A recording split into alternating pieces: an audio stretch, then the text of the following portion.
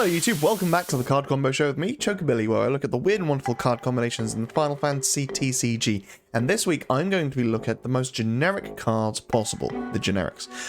So it's, that's pretty much forwards, monsters, and characters. You can't have a generic summon because they don't get played into the field, and so for something to be generic, it means that you can have more than one of its copy on the field at the same time. Obviously a maximum of 3, because that's the maximum you can have in a deck anyway. So, the cards I'm looking at this week are Paladin from Opus 8, Flandit from Opus 5, Scholar from Opus 15, Behemoth from Opus 12, and finally White Mage from Opus 5. So first up we have Paladin, a water 2CP backup, which is pay 1 water and dull and put Paladin into the break zone, choose 1 forward you control and 1 other forward you control. During this turn, the next damage dealt to the former is received by the latter instead, so quite a unique ability. Similar to IMO in some regards, but IMO re-chooses a target. This one doesn't change the target, it simply changes who's receiving the damage. So yeah, pretty unique. So something along the lines of Charlotte's quite interesting, because Charlotte has to be targeted by your opponent's summons or abilities. However, you can use it so Charlotte has to be targeted and then shift the damage off of Charlotte onto something else so that Charlotte still has to be targeted by any further attacks. Now, you might ask, why would you move it off of Charlotte if you want Charlotte to be targeted? But it might be a case that Charlotte is protecting something like, I don't know, let's go with forward Terra, and then you also have another ice forward there, let's go with Bartandalus, and you're happy for Bartandalus to take the damage, but you want to make sure that Terra is surviving. It's another way to be able to shift the damage, and also not to forget that Charlotte does have her own damage mitigation abilities as well, so it might be a case that your opponent is having to combo a couple of things into killing Charlotte. So maybe they cast just 2 summons that are dealing damage, but you can shift it from the first one from Charlotte, and then that means that the second thing your opponent will use won't end up killing Charlotte. So yeah, there's more ways to be able to stop your opponent from being able to kill the things that they want to kill.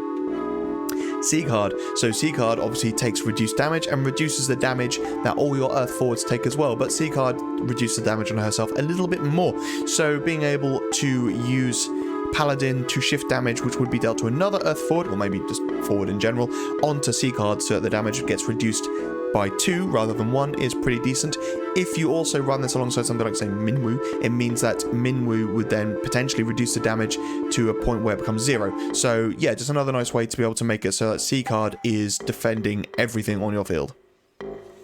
Edge. So similar to Charlotte, but not the same. So the first time that Edge would take damage from your opponent's summons or abilities, the damage becomes 0. So that's already kind of interesting. So he's a good card for you to shift the damage onto, but also a good card for you to be able to move the damage away from. So let's say Edge would take damage, you can then use Paladin to shift it away from Edge onto something else, and then you can still use Edge's ability to make him the target again, and then the damage he takes would then become 0 as well. Now there are other cards in the game which would take 0 damage from summons or abilities, so maybe something like the forward Rydia. So it could be a case of you're shifting from from Edge onto Rydia. Rydia takes 0 damage, but you're still using Edge's ability to make it so he becomes the target. So having those two there means that if your opponent has an outright break ability, you can then use Edge to make him the target to protect your Rydia.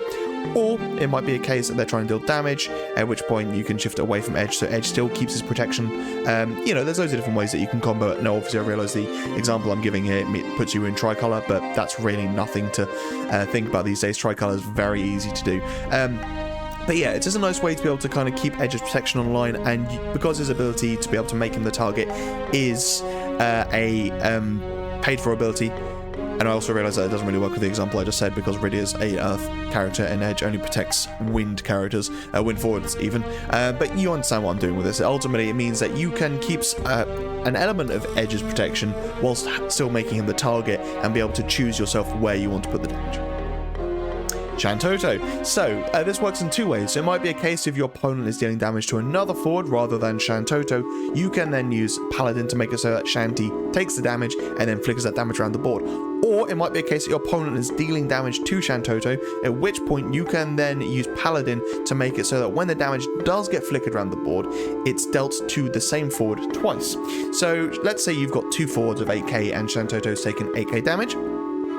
You can make it so that the forward A, let's go with, I don't know, I can't think off the top of my head because I like to draw blank. So let's just go with forward A, and you use Paladin to make it so that forward A won't take damage and forward B will. Forward B is now going to take Shantoto's damage twice, effectively, so 2 pockets of AK damage. So that forward is 100% getting removed, but it means that you can keep another forward alive on the field if you wanted to. If that forward is quite integral to actually, you know, maybe part of your deck, but you just need to get that border wipe out there, then, you know, it's another way of keeping your forwards alive whilst hopefully border wiping your opponent.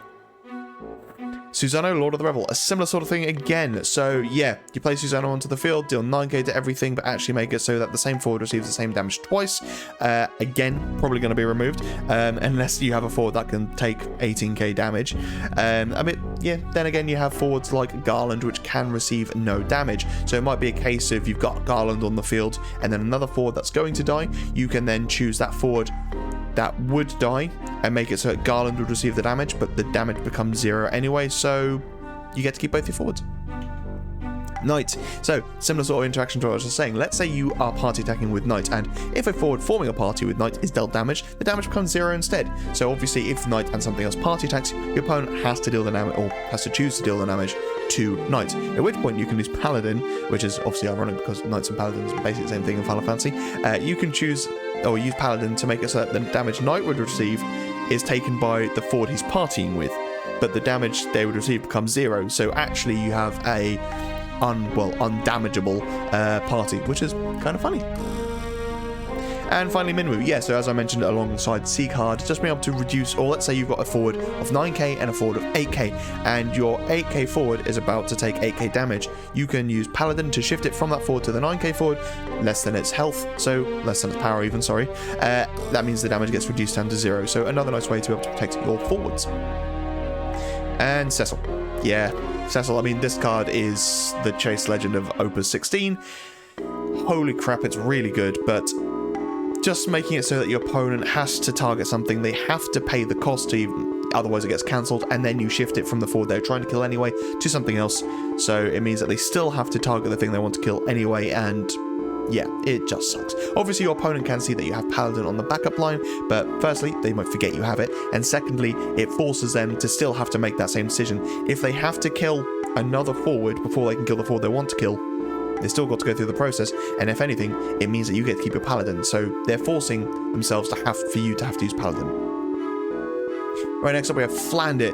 Who loves Taxia? I love it. 1 CP Earth Monster. Dull, choose one forward your opponent controls. If your opponent doesn't pay 1, it cannot attack or block this turn. So, Cecil, funnily enough. Yeah, just more tax, to be honest. Tax traditionally used to be Earth, Ice, but with this new Cecil, definitely wind now. So yeah, just making it so that your forwards, or sorry, your characters? Yeah, your characters are really hard to target, and when they do target, your opponent has to pay 2, but then you're using things like Flandit, which means that if they don't pay 1, their forwards can't attack, block. So yeah, you end up just limiting their resources and what they can do, and they basically have to make the sacrifice of, I have forwards that can't attack or block, or I have no way of targeting my opponent's forwards. So, kind of screwed. Go-Go, yay! Basically just increases Flandit's cost to 2, I guess. So yeah, you have Go-Go on the field, use Flandit, it means that you have 2 instances of Flandit's effect now, so your opponent has to pay 1 twice. Now, they have to pay the instance of 1 twice, so they cannot discard a card to pay for Flandit and then Go-Go's ability. They have to pay with 2 separate instances, so if they only have, say, 1 open backup and a card in hand, they can't just discard the card in hand. They have to pay either with 2 cards or the backup and then discarding a card as well, which, if you're in something like, you know, Ice, then you might be able to freeze out a lot of their backups, which makes it very hard for them to do, and yeah, it just creates this impossible situation for them. Realms is a nice way to be able to get Flandit on the field. Then you can use Realm to bring out something like, oh, I've forgotten its name. I mean, there's the other Earth Flan as well, which you can put into the break zone. Your opponent has to pay, otherwise their forwards can't attack or block again. So similar to Flandit, but obviously a one-time use. Either way, Realm, bring it onto the field for, well, not free. Just being able to bring it onto the field is really good. And then also the Mandragora, that's the one. The Mandragora backup as well, which, you know, potentially can break your opponent's backups as well. So, you know, if they've got no backups and you're using Flandit, so they have to pay. If they can't pay out of hand, they don't pay at all. Snow, so just freeze all of your opponent's backups. They can't pay unless they pay out of hand, at which point their forwards can't attack or block. Porum. So this is a funny one. So using Porum basically to make it so that their forwards, or your opponent's forwards, sorry, lose their abilities. At which point, because it might be a case of, say you're up against Charlotte, has to be targeted, you use Porum, so it loses its abilities, you can then use Flandit to make it so that another forward can't block or can't attack, something like that. Yeah, it just basically gets rid of any annoying abilities where they have to be targeted, and you can use Flandit to make sure that forward has to be paid for to attack. Yasmat. So you go to your main phase and you can use Yasmat to reactivate all of your characters, at which point, let's say you've got three Flans on the field. Let's try saying that 3 times fast. You can dull your Flandits to make it so that your opponent has to pay 3 to be able to make it so their forwards can block. And then Yasmat reactivates everything and then you get to use them again. So basically your opponent will have to pay 6 to make so that their forwards can block, which is disgusting. Scholar. I love this card. I've been playing this card a few times recently, and basically you can read this card as increase the cost of your summons by 1, but you get to dull something. It's really, really good. So 2 CP, dull, choose one forward, dull it. You can only use this ability if you cast a summon this turn. That's perfectly fine in my opinion. So Rydia. I mean, if you're not paying the cost for any summons, then what's 1 additional CP, right? I'm actually going to be doing a deck profile about a deck that a lot of these combos are based on, to be honest. But yeah, just a really strong pairing. You can cast literally any summon with Rydia, provided you have enough counters, and then you can just pay the 1 to dull something out of the way as well. That's just really good. Hope, if you're dulling it, why not freeze it at the same time? You cast something like, I don't know, Zalera, and then you dull with something with Scholar, and then it becomes frozen as well. So maybe it's a case of Zalera is killing most of the forwards except for that 1, but that 1 forward is now dull and frozen because of Scholar and Hope.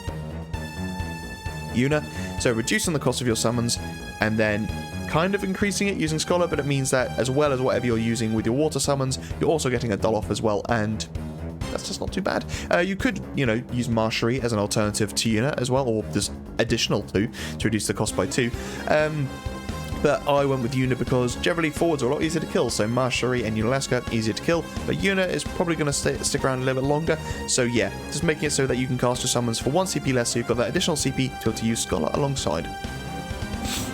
Terra, yeah, well, this is just scary. So when you cast a summon, choose up to 1 forward and up to 1 backup, dull it or freeze it, dull and freeze either one, either dull or freeze both of them. So you can ultimately freeze the forward and then either freeze or dull the backup, and then because you've frozen the forward, you can then dull it using Scholar because you've cast a summon, and then you can make that forward frozen as well, or sorry, dull and frozen. So yeah, just a nice little combo, and you're casting cheap summons, then you're just completely freezing out your opponent's board, and you're dulling and freezing everything. And yeah, like I said, Scholar's only effectively 1 CP to dull something out of the way, but it's also frozen because of Terra. It's just, yeah, really, really good. Kryl. So, let's say you don't have the summons in the hand, but you still need to use Scholar. Use Kryl to then play a summon out of your break zone, either from playing Kryl onto the field or using her action ability, at which point you've cast a summon, you can then use Scholar. So, one thing you need to be mindful of this is the fact that with Kryl, you do have to pay the 1 additional as well. So, realistically, let's say you're casting a 2 CP summon, you have to pay the 1 for Kryl, you have to pay the 2 CP for the summon, and then you've got Scholar as well. So you do need to be mindful of that. If you're casting something above like a 3 CP summon, chances are you're going to be using a lot of your backups, so be mindful of that. But if it's a push for game, then hopefully it wins. And Zalera. So yeah, the good thing about Zalera is that it affects dull forwards, but it doesn't target dull forwards. So you don't, there's something, let's say go with Glacia Labalus, you have to choose a dull forward to either, or to deal it 7k damage. But with Zalera, it doesn't care, you don't have to choose it, it's just a sweeping effect. So you can cast Zalera on the stack, use Scholar to dull out a forward that would be broken by Zalera, but otherwise was active. Because you've cast Zalera, you get to use Scholar. Scholar then dulls that forward, Zalera resolves, gets to break that forward. Behemoth, a 5 CP 9k or potentially 9k lightning monster. So when Behemoth enters the field, select one of the two following actions. Behemoth also becomes a forward with 9,000 power, or put Behemoth into the break zone. When you do so, choose one forward, break it. So it's decent because the fact that it is an distinguishing break. Just if it's a forward, break it. Doesn't matter the cost. And yeah, I think that's pretty good, to be honest. Now, the one problem this is the fact that it is technically an ability. So if something is ability proof, it can't be broken, but that's where you run Odin's as well. But ultimately, I don't think it's too bad. To be able to pay 5 CP to just break anything, that's alright. So, Realm. You can pay 2 crystals and dull, search for one monster that costs 5 or less, and play it onto the field. So, paying 2 crystals and dulling Realm to get a card out of your deck to then break anything, not too bad. Urianger. So, with Opus 16, there's a Lightning Ishtola now. So, even then, you've still got Elise and Alphino. So there are a decent amount of Lightning Scions, and that paired with, let's go Lightning Earth, for example, you now have quite a few Scions on the field, and, play Urianger onto the field. You've got 5, including himself, maybe, to then bring Behemoth out of the break zone onto the field and break something. If you're paying 2 CP for Urianger just to break something, that's really good. Now, be mindful, because obviously Urianger does read when Urianger enters field, choose one monster in the break zone. If its cost is equal to or less than the number of job sign forwards you control, play it onto the field. If your opponent breaks Urianger in response, reduces the amount of Scions you have to less than 5, that means the ability will fizzle and won't be able to bring up Behemoth, so be mindful of that. Mirror reduces the cost of your Behemoth, so pay 4 to break anything. That's really good. But also, when you play Behemoth onto the field, it puts itself into the break zone, which means you can then dull Mirror to go search yourself another Behemoth, which you could potentially pay 4 CP for again to then break something else if you really wanted, or just have it in hand to be able to break something. Either way, not too bad. And Opus 16 Mirror. So, when Mirror enters the field, choose one monster in your break zone. If its cost is equal to or less than the damage you've received, play it onto the field. And when a monster you control is put from the field into the break zone, choose one forward opponent controls to 2,000 damage. So, you could play Mirror onto the field, damage 5, put Behemoth onto the field, then put it back into the break zone, break something on your opponent's field, and also deal 2k to something as well, which might kill something small, you never know. But ultimately, I think that's a pretty decent play. Now, you do have to be at 5 damage, but that's not the worst thing in both Lightning and Earth. There are some really strong cards that get some really good benefits off of 5 damage. The one problem is that generally now, because there's so many good cards that have damage 5 and damage 6 keywords, it means that your opponent's going to generally stop at damage 4 and try to rush you down for those last 3 points of damage, because, like I said, there's a lot of strong cards that do that, so be mindful of that. But ultimately, play Mirror to then kill Behemoth, or bring in Behemoth, kill something, and then do 2k ping something else as well. General Leo. So if you're not running summons, because you're playing General Leo, you want to have another means of killing things. So having something like Behemoth, where you can outright kill anything, is really good. Paying 5 CP to just break any forward on your opponent's field is going to be pretty important when you're running something like General Leo. And if your opponent plays something that can't be broken through damage, Buyer's going to struggle quite a bit with that. There are some outright breaks now, but still, just having that card in the hand which can outright break a forward in your opponent's field immediately as it enters the field, that's pretty good. And finally, White Mage. So 1 CP 3k wind forward. Put White Mage into the break zone. During this turn, if a forward you control is dealt damage by a summon or ability, the damage becomes 0 instead. So it's worth noting that it's not a summon or ability damage of your opponents, so it's literally any summon or ability damage. So your forwards, their forwards, it doesn't matter. Whatever the source was, it will protect your forwards from that damage. So Bart obviously is a pretty decent way to be able to get him onto the field. You party attack with Bart and something else, go search yourself a White Mage, bring it onto the field. He'll have haste. If your opponent doesn't have any forwards, then at least this little dude can go and swing as well, which is quite insulting to be fair. But also it's a great way to be able to protect all of your forwards, and something that the Bart's deck does is play a lot of forwards. So if you are able to just get loads of forwards on the field and then have something like White Mage to protect them from damage as well, so if your opponent played a Susano and then you use White Mage, they don't die. Oh, talking of which, yeah, so you play Susano onto the field, you put White Mage into the break zone, as well as a backup, obviously, using Susano's ability, but let's say you've got 3 or 4 forwards. Now they're not going to die because White Mage sets all the damage they would take to 0. Just be mindful of the fact that if your opponent has a Ku Chaspal, the damage can't be set to 0 or can't be reduced. So yeah, just be careful of that. Hecatoncheir. So you can only cast Hecatoncheir during a turn, deal 8k damage to all forwards. So you play that, and then you put White Mage into the break zone, and none of your forwards take 8k, and all of your opponent's forwards do. Not bad. Celestia. This is funny. So the water characters you control cannot be broken by opposing summons or abilities that don't deal damage, so they have to be dealt damage to break. But then you put White Mage into the break zone, now they receive no damage. So they can't be killed by summons or abilities, so combat is the only means now to be able to kill any water forwards on your field. Also, something that I just completely missed with this card is the fact that Celestia reads, the water characters you control cannot be broken by opposing summons or abilities that don't deal damage. So that also means that your water backups cannot be broken, because obviously you can't deal damage to a backup unless it becomes a forward, which is highly unlikely. So yeah, Celestia means that your water backups can't be broken. Your water monsters that aren't forwards can't be broken. Just really cool. Never even realized. But yeah, also a nice way with White Mage to be able to make it so that your forwards also can't be broken. Yeah, Puck, because I love Puck. It's a great card. Play Puck onto the field. Just bring White Mage back. Keep on using White Mage to protect your forwards from horrible stuff, and keep using Puck to bring it back. Yeah. And that is it. And this is a wrap for Opus 15. Opus 16 is basically here as of recording this video anyway. So it's been revealed on the browser, but its release is this Friday as of, again, recording this video, and there are some really cool cards. There's been a lot of cards that have had element swaps as well, which is again great. Something that I like about the this set as well is that it's called the Emissaries of Light, but it's a it's a focus on the protagonists from each game. So you have the protagonists from 1 through to 15 all represented, and then you've got the main characters from Final Fantasy Legends or Dimensions, the Crystal Chronicles games, even Mystic Quest, a game I've been waiting to be represented for so long.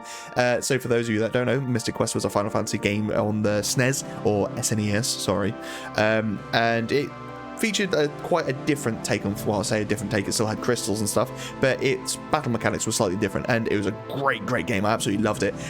But yeah, it's great to see the game finally represented in the TCG now, and hopefully there'll be more, though there aren't a huge amount of characters in the game, so I don't know how many they'll fill out, but still really cool. And I'm really looking forward to fiddling around with Final Fantasy Opus 16, because there are some cool cards, some really strong cards. Wind is just gonna run rampant this set, I think, and yeah, there might have to be a couple of bans, but you know, people say this every set and then nothing happens, so who knows. Anyway, thanks so much for watching, guys. Stay safe, be lucky, see you in the next one.